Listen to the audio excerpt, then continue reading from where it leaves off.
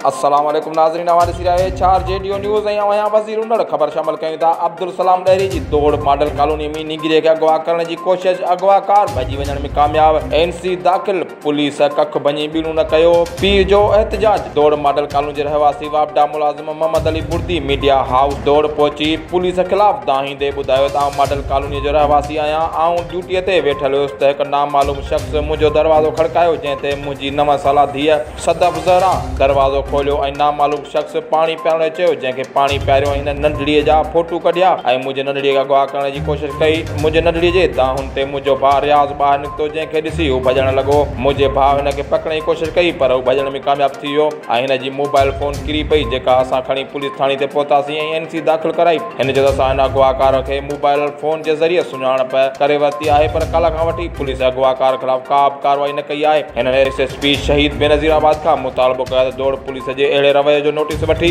अगवाकार के जल्द गिरफ्तार करे सख्त खां सख्त सज़ा ॾिनी वञे।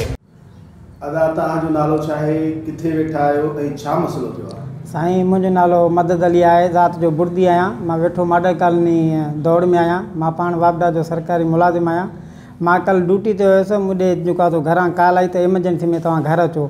मां जीअं घर आयो त मूंसां भाउ ॻाल्हि कई त जेको आहे मूं वारी हमरा अची जेको आहे दरवाज़ो खड़कायो ऐं जेको आहे नंढड़ी निकिती, हुन खां पाणी घुरियईं त मूं वारी नंढड़ी हुनखे पाणी ॾिनो त पाणी पी जेको आहे हू वरी नंढड़ी खे अगवा करणु लॻो।